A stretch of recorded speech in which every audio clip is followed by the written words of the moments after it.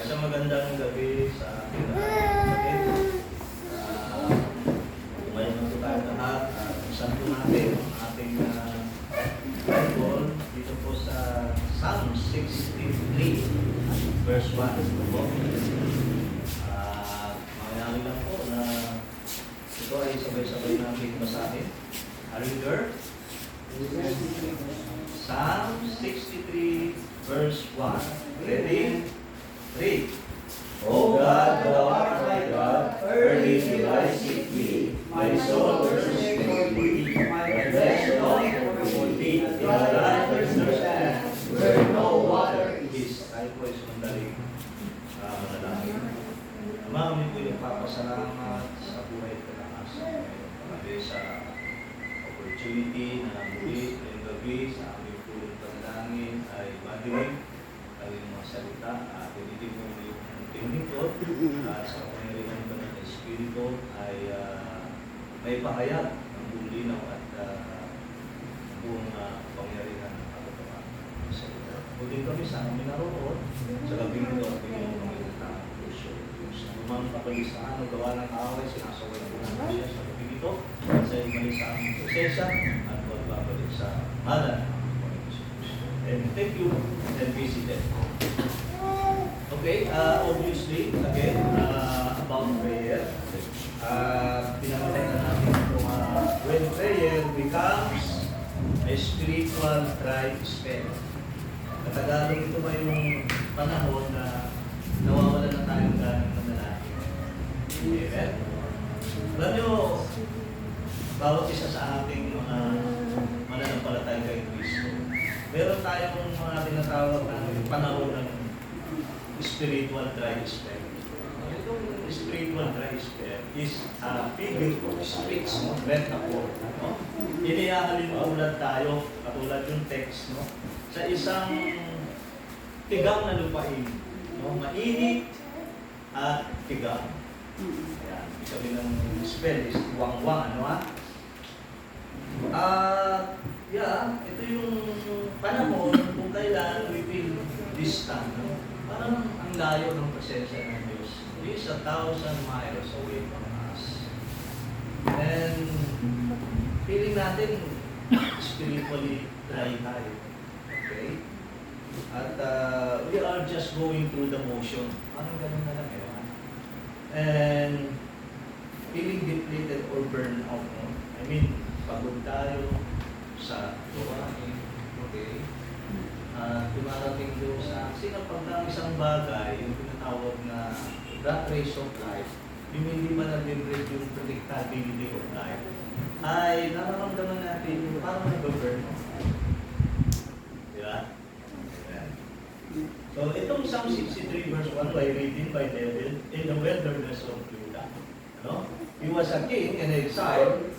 So, alam natin ang history behind this na siya ay tinutugis ng kanyang anak na si Absalom upang agawin sa kanyang trono bilang isang hari. Okay? At dito sa wilderness of Judah, nagtatago si David. Alone. Diba? At malayo siya sa kanyang mga kababayan, malayo siya sa bahay ng Diyos. At dito, makarinig tayo kay David kasi naranasan niya yung tinatawag na spiritual dry spell. Pero ang ganda ng halimbawa ay David para sa atin. Kasi si David ay katulad din natin mananampalataya kay Kristo. Talagang mayroong panahon dumarating yung tinatawag na spiritual crisis. Yung bang pag mananalangin ka, halos wala nang salitang dumarating sa bibig na burnout ka lang. You are just going through the motion na, ha? At ang pakiramdam mo, ang layo ng Diyos, hindi niya madinig yung pangalangin mo, yung kanyang presensya. Amen? Yan. So, ang tanong ngayong gabi, why does our prayer become a spiritual dry spell? Okay, so may tatlong puntos na tayo pag-uusapan dito. Una, because of noise of a desolate environment. Ano ba to? Prayer becomes a dry when wilderness of our daily life. Ano ba ito mga figuratively ay wilderness ng ating araw-araw na buhay, katulad ng stress, bills, and chaos. No, na minsan ay kinukuha nito o inuukupahan nito ang maraming panahon sa halip na atensyon natin sa ating Diyos. So without us knowing, no, dahil na busy tayo, pagod, ay napakahirap para sa atin ng manalangin. At halos wala sa ng dead end. Saka magsisimula pag dumating ka sa dead end ng spiritual yung life of prayer mo. Amen? Kasi kung babalik tayo dun sa historical background, si David nandun sa wilderness ng Judah, nagtatago alone. Diba? Tapos yung lugar, wilderness, kita-kita mainit, tigang. Tsaka, umalay siya sa kanyang mga kapatid, sa babayan. No? Malayo din siya sa temple. O ikaw kaya, lagay mo yung sitwasyon mo kay David. Anong mararamdaman? Siyempre, feeling niya, pinabandon na sa ng Diyos. Bakit umabot sa puntong mismo yung taong malapit sa kanyang puso? Kumbaga, emotionally bonded siya. No? Dumating na siya sa punto na talagang parang sinakluban na siya ng langit at lupa. Amen? Yung bang napagod na siya sa may mga pagkakataon sa ganung buhay sa pag-iintindi, sa pagkukunawa, nakakapagod din yan eh. No? Di ba? Kasi may mga bagay na pinapanalangin tayo. Siyempre, minsan hindi pa binibigay ng Diyos. At dito, David was in a dry and thirsty land. Kaya pinakatawag yun. Scripture song pala yun, no? Yung He hideth my soul. Sabihin yung nag-compose nun. So, behind the song, ay galing scripture song. Dito para karanasan ni David na naranasan din nila sometime, at nakarelate sila, okay, merong mga tinatawag na dry and thirsty na. Well, kung babalik tayo doon sa kalagayan ni David, talagang literally, tiwang-wang. Abandonadong, di ba? Alone. Meron bang masaya nag-iisa? Hindi lang nag-iisa eh. Yung spirit of fear, yung banta sa kanyang buhay mismo ng kanyang anak. O ikaw kaya, yung anak mo nagpapasakit ng ulo mo. Di ba? Stressful, mga kapatid, di ba? Kasi sila dapat yung susuporta sa'yo, naasahan mo, pero sila nagpapasakit ng ulo mo. Mga taong malapit sa iyong puso. Na minsan, pilit mo na inuunawa, di ba? Pero dumadating doon sa punto na bang ka na, napagod ka na. Di ba? Yeah. So when our surrounding are draining, our prayer life often mirrors that dryness. Ayun, yun ang ibig sabihin. Reflection pala ito. Kapag dumarating ka na doon sa punto ng prayer life, nawawalan ka ng panalangin, ito ay sumasalamin doon sa tinatawag ng spiritual dryness. Ibig sabihin niya nag-transpire ka. No? Amen? Dahil sa environment mo, yung mga circle na ginagalawan mo, mga taong malapit sa'yo, di ba? May pressure eh, di ba? Lagi ikaw yung umuunawa, yung nag-aay ka, ikaw yung nalaki, di ba? Ay, nakakapagod din eh, yung sabi. Di ba?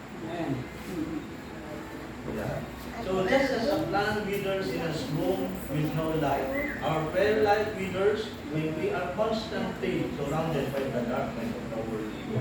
Katulad lang ng mga halaman ko, napansin ko eh. Pag hindi namin inilabas yan, hindi na sikatan ng araw, hindi na hugan sa umaga, nalalantang, kulay yelo siya, parang mag-issue of potassium. Ganun eh. So, ibig sabihin, yung ating prayer life, parang siyang wilderness, natigaw na siya. Kinangangailangan siya ng fresh water. Amen? Kasi natatakpan na ng mga... Bisa nauuna na kasi yung ibang bagay na isa sa Panginoon. Hindi mo sinisimulan ng bagay ng panalangin. Diba? Throughout the day, pansin mo, pansin mo, balikan mo pangyayari. Magkakaproblema ka. may mga bagay na hindi mo inaasahan nangyayari. Bakit? Hindi ka nag-pray. Tulad ni Peter, apostol eh. Sabi ng Diyos, watch and pray. Pwede na nanangin. Ito, dadating na yung testing sa kanila. Pinuhuli ang kanilang Panginoon. Sabi niya, ito nag-pray si Apostle Peter. Di sana handa siya para doon sa ganung sitwasyon na alam niya na ang aking pakikibaka spiritual na hindi siya bubulot ng sword. Hindi siya mananala ng mga soldier.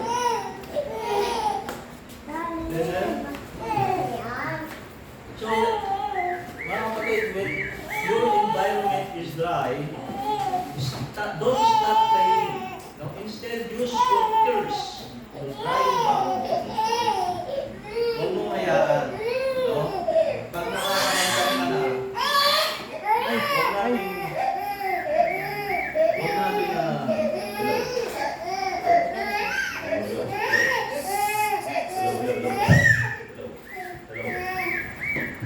okay.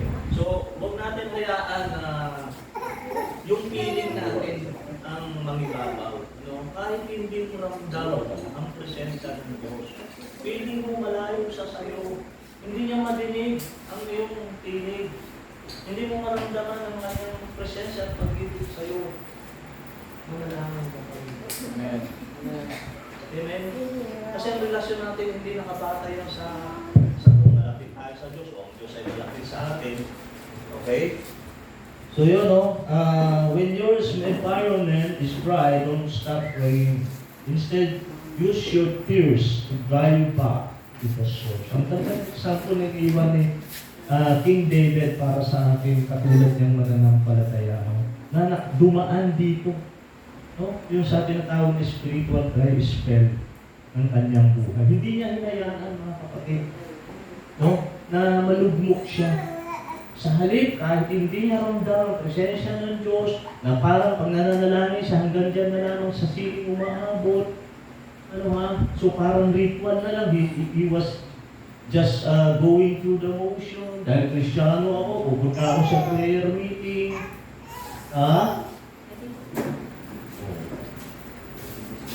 So, hindi niya hinayaan yun, mga kapatid.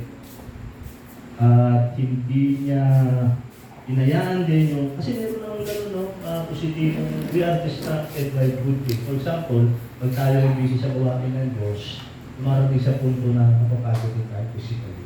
Katulad ng mga alagad, no?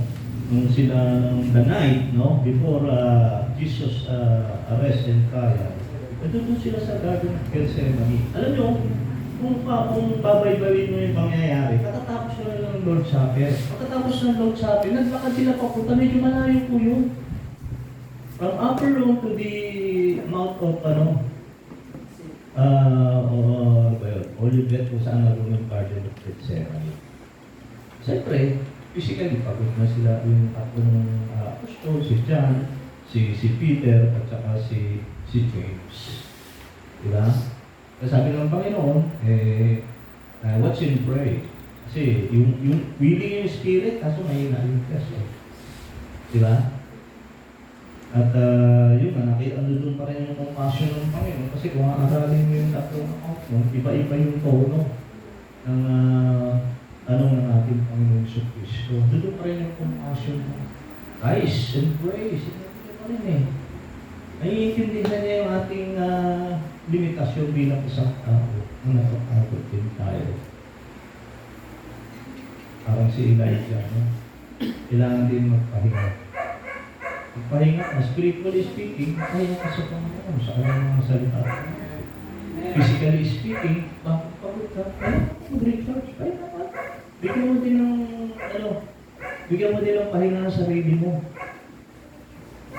Kasi pag napagod tayo, sabi, tama Panginoon, mahina naman natin eh. Ano ang panalangin? Sabi ng Panginoon, kahit isang oras, di ka maibigay sa akin. Di ba, inaaral natin kung makakati sa intimacy? Halaga sa Diyos yun. Di ba? Dito nagsisimula, mga kapatid. Nagkakaroon tayo ng problema. At dumarating yung tinatawag na spiritual dry spell. Nagiging tiwang-wang. Mainit at tigang yung ating prayer life. Dumating sa punto, Yun na nga, hindi mo maramdaman. Parang nananalangin, abot ang God's saving. At ang pakiramdam ng God is a distance mile away from you. Okay, minsan, nagiging ano ka na, routine mo na lang, yun na, dumadating yung boredom dyan, kapag pupunta ka, every Wednesday, pupunta ka sa church, attend ka ng prayer meeting, diba? You are just going through the motion. Pag deflected na tayo, ibig sabihin, burn out na tayo. No, wala na. Umabot ka na doon sa punto kasi hindi na-predict na nabasag yung pag-ibig ng buhay. Di ba gano'n na, may routine ng buhay natin. Pag-uwi natin sa bahay, gising ng umaga, papasok sa trabaho. Di ba gano'n yun eh? Pagkatapos, pupunta ng church. Di ba, babalik ng bahay. Gano'n eh. Kita mo yung ano, yung routine ng buhay natin. Di ba? Ay pag pinabayaan mo yung ano, prayer life mo. Ha? Para kang nandoon sa tigang na ilang. Okay? Wala nang freshness. Amen? Basahin niyo ang ating talata sa atin. O God, Thou art my God. Early will I seek Thee. Ano? Yung sample na iniwan ni David. Early will I seek Thee. My soul thirsts for Thee. My flesh longeth for Thee in a dry and thirsty land where no water is. Grabe, di ba mga kapatid? Okay, pangalawa, ang dahilan, bakit ba ang panalangin ay dumarating doon o nagiging spiritual dry spell o tinatawag na ito na yung nawawalan ka na ng ganang manalangin because of the weight of an overwhelmed spirit. Ano ibig sabihin nito? Prayer becomes a dry spell when our heart are so heavy with pain or exhaustion that we lack the strength to speak. Balik tayo sa historical background ni David. Ba't nandoon siya? Nag-iisa sa wilderness. Diba, hinaamping siya ng kanyang anak? Diba? Tingnan mo yung emotionally wounded si King David. Lord, bakit nangyari ito na gusto yung anak ko, ang kaaway ko? Sa ating mga pamilya. Isa mo, nagiging problema natin ng mga anak natin. Mas masakit na eh. Ang anak mo eh. Diba? Kasi di mo naman pwede itapo yan. So, pipilitin mo unawain hanggat kaya mo, di ba? Mananalangin ka hanggat kaya mo. Kahit na nakikita mo na siyempre, wala namang perfecto anak. Diba? Pero tayo mga magulang, nag-a-adjust tayo, nag-pray tayo. Diba? Pero sabi ko nga sa'yo, makakapagod din ang buhay. Hindi naman tayo super. May pagdating ng sa spiritual rights, hindi kayo. Alam mo ba yung nakakita ka doon sa desierto na binuhusan ng tubig eh. Uho na uho yung tigang na lupa. Walang asiyahan. Hindi mo na maramdaman yung satisfaction mga kapatid. Kasi na-overwhelm ka na eh. Sa dami lang yung iniisip, emotionally wounded ka na, paulit-ulit lang ang mga pangyayari. Hindi mo na alam ang gagawin, hindi mo na mahintay yung pagkilos ng Diyos. Di ba? Siyempre, put into test din yung patience mo. Diba? Maaaring dumating doon sa puno, napagod ka na magtintay, napagod ka na manalangin, napagod ka na umasa. Eh ito sa kalagayan ni David, mahirap kasi hindi lang yung espiritu ka, may bantas ka niyang buhay.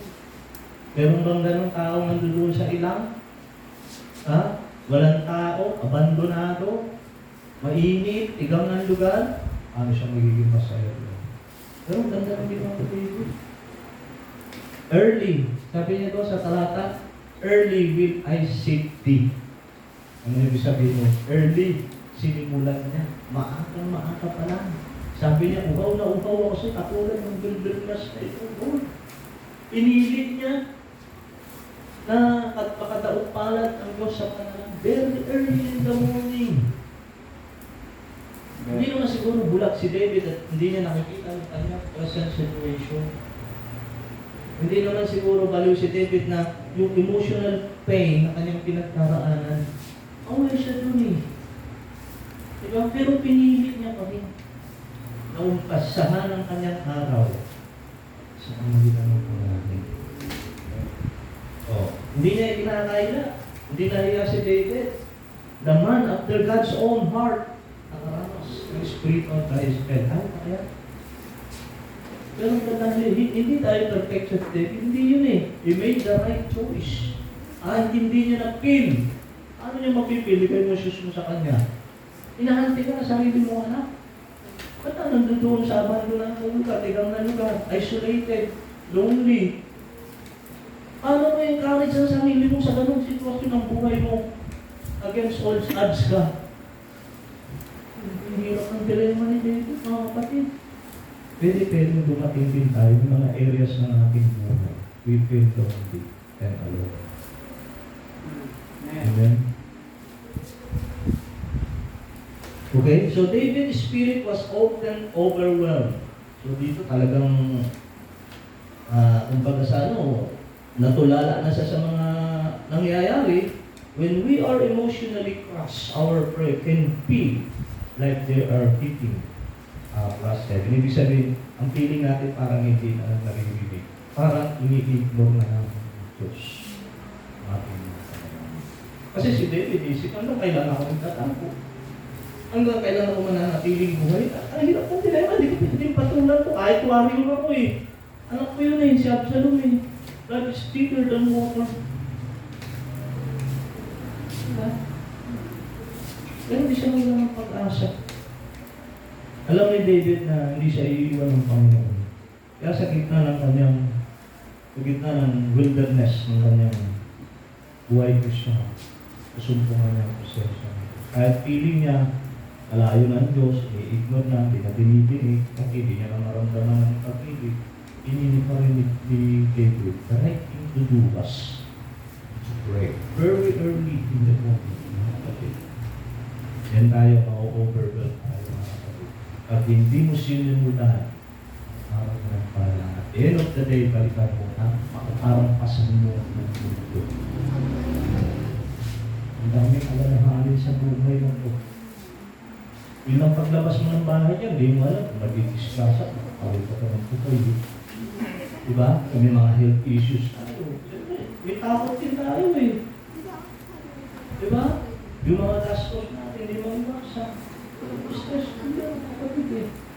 Hindi natin pwedeng baliwalain o deadmahin na lang. Yan yung reality ng buhay eh. Sa mga makaralita, wala tayo sa wilderness. Pero may mga pagkakataon na nakakaramdam tayo ng gano'n. Spiritual Christ sa ating buhay bilang sa Diyos. Kaya nga, ang encouragement dito ni David, huwag mong hayaan. Hindi dahil hindi mo nararamdaman ng presensya, feeling mo hindi i-ignore na Diyos, hindi na nagtitinig ng Diyos ang mga panalangin mo, hindi pa rin sa pagdadagan yung para tumigil ng makausapin ng Diyos ang panalangin. Amen. Kung ikaw nang hinapalik ka doon sa source, regardless of how you feel. Kasi yun yung thought eh. God will never leave us or forsake us. Amen? Yeah. So, think of a person so sick, they lose their appetite for their favorite meal. Emotional trauma can make us lose our appetite for the bread of prayer. Diba? May mga pagkakataon sa ating buhay na lalo na pag spiritual yan tayo, alive. Masarap na namin, diba? Example, kung mati ka sa isang revival meeting, na-revive ka spiritually, masarap na namin. Feel na feel mo ang presensya. How if nandun ka sa spiritual lifestyle ng buhay? Mananatili ka pa rin kaya kapag sa iyong consistent, sa iyong pananalangin? Regardless, so hindi mo na nararamdaman ng presensya mo. Kapatid, sabi nga sa Psalms 143, ganda nito eh. Yung inilarawan niya, no? As a heart hunted for a water. Ano sabi niya? So my soul longeth after. Diba? Kung paano yung lalaki, yung heart kasi lalaking yun eh, adult deer sa mga around 5 years old ngayon pag sinabi yung heart. Ang nauupo siya, nakakita siya ng isang bakis. Amen? Ay, parang identify tayo mo sa isang deer na hinahanap ko yung bakis, yung ng tubig. Sa Panginoon makakatuan yun. Kung sa panahong nararanasan mo yung parang tigaw na tigaw ka, wala ka nang garang naman. Diba? Parang bread yan, paborito mong pagkain.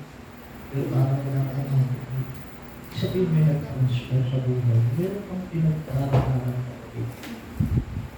Amen? Okay, last point natin.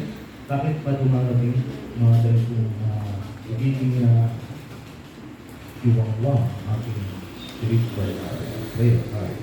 Because of seeking satisfaction in broken system. Ibig sabihin, hinahanap mo yung kasiyahan sa isang sirang lalagyan. Anong ibig sabihin niya? Prayer becomes dry when we try to fill our soul with the words spoken katulad ng social media, entertainment or work instead of God. We are distracted by good things. Hindi ibig sabihin na mabuting bagay yung ginagawa mo, exempted ka na dito sa spiritual dry spell? No! Pag inuna mo yung mga bagay na pag kinonsume ka niyan, sa halip na i-consume ka ng salita ng Diyos, then darating sa iyo yan, mga kapatid, spiritual dry spell, mga kapatid. No? Social media, entertainment, work, diba? Push, pag-gising mo saan, lagi mo nalang sinasabi, narinig nyo, okay, sa kinabukasan o sunod na araw, okay ka pa eh. Pero kung sinin niyo, habang tumakala, bumabalik tayo sa dati nating gawin. At ina-justify pa, easy ako, kailangan mo na ito, pwede mo bibigyan ng pansit ko. Kung hindi ano mo, ninanakaw mo yung time mo sa push. Ninanakaw yung kanakasan mo. Pag nawala na yung mga bagay na isa, hindi ka panalangin, wala ka na eh, wala ka na laksi, wala ka na time. Then, darating na sa'yo yung matitiwang mo mula yung ano mo. Mararamdaman mo rin yan eh. Hindi dahil ng Diyos absent sa'yo.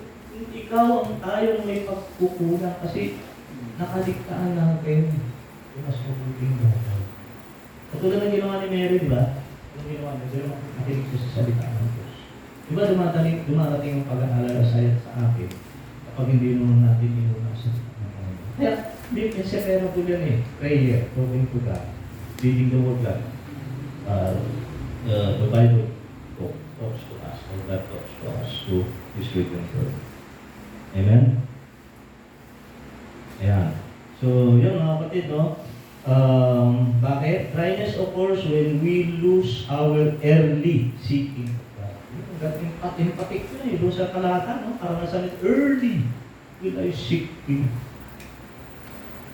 Galing na. Ang taong malapit sa puso ng Diyos nakaranas, ang kapatid ng spiritual dry spell, tayo pa kaya. Pero gandang halimbawa, hindi niya pwede na, alam niya, ang hirap ng dilema niya, standard siya. Bakit pakakasabi ng Diyos kung parang hindi niya iniigor na lang yan, hindi ko lang maramdaman yung presensya niya, pag-ibig niya sa akin, pati nahayaan niya ako ganito na, abandonado ako sa lugar na ito, tapos wala akong kasama, tinanting pa ako ng anak ko, ang problema yun, no? Minsan, kailangan dumating tayo, hintayin pa ba natin yung panahon yan, dumating sa atin. Bago tayo makauhan, ma-realize natin na, meron tayong pagkukulit. Diba? Napapabayaan natin mas mabuting bagay. Early will I seek it, sabi ni David. Okay? So if we are full of the Word, we will have no hunger for the sanctuary. Tama yun. Katulad ng isang jar, no? Yung jar. Empty jar. Punuin mo yan ng buhangin. Pwede mo ka bang lagyan yan ng tubig? Wala na, puno na yun. Anong ibig sabihin? Kung ang ating puso ay puno ng mga worldly distraction, there's no room for the Spirit of God. Nalala ko yung Panginoon, di ba? Bakit sa pinanganak ko sa asabsaban? Kasi people were so preoccupied with so many things in this life. Wala nang uwang sa kanilang puso. Wala na, tulo na eh. Kailangan. Parang basa na may tubig. distraction. Para mabigyan mo ng pansin, ano mo, yung anak na langit at agpuin mo ang Diyos mo sa panalangin. Well, madaling sabihin to, pero itong reality, mga kapatid, obserbahan nyo, huwag yung ibang buhay nyo, may buhay, obserbahan yung buhay nyo. Pag-gising nyo sa umaga, kumusta kayo? Ano ba unang ginagawa nyo? Doon na yan, trabaho, gagawin ko to, ganyan. So, yan, dahil pagkain, mga sasak, yung aking susuotin, sasakyan, di ba, plano. Ganyan na nangyayari. So, mga kapatid, we must empty ourselves of spiritual junk food to regain our appetite for the presence of the living God. Amen?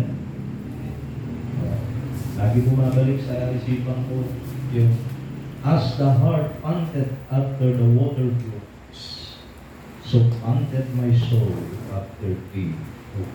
Sana ganyan, ano? Laging gano'n ang isang pusa nandoon sa wilderness, biglang mainit at nandun, naghahanap ng patis. Parang gano'n kasi, pagka tinatagpo mo, sa kanilang very kami, parang ano siya, nakukwens yung spiritual hunger, nakakaramdam ka ng satisfaction. Balik ka doon sa source ng strength mo. Kasi kaya tayo nangihina, hinahanap natin sa ibang maling lugar, sa mga maling paraan. Ala natin yung makapagbibigay sa atin ng kasiyahan. And at the end of the day, empty pa rin tayo. And dry. Amen? So yun mga kapatid, no? Prayer becomes a dry spell due to our draining environment. Ito, factor yan. Bugat namin pinagagalawan mo. Our overwhelmed spirit. Sabi na tayo, stressful tayo. And our misplaced focus. Ang problema natin. So dryness is not a sign of God's absence, but a signal of our soul's deep need for a fresh encounter with God. Amen?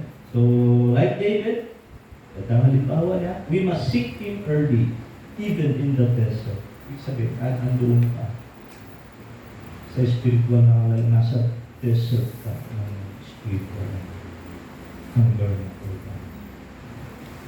We pray not because we eat, but because He is God. So the dry spell is a season, not a sentence. Keep seeking, the rain of His presence is coming. Amen. Yan po ang mensahe ng Diyos sa atin.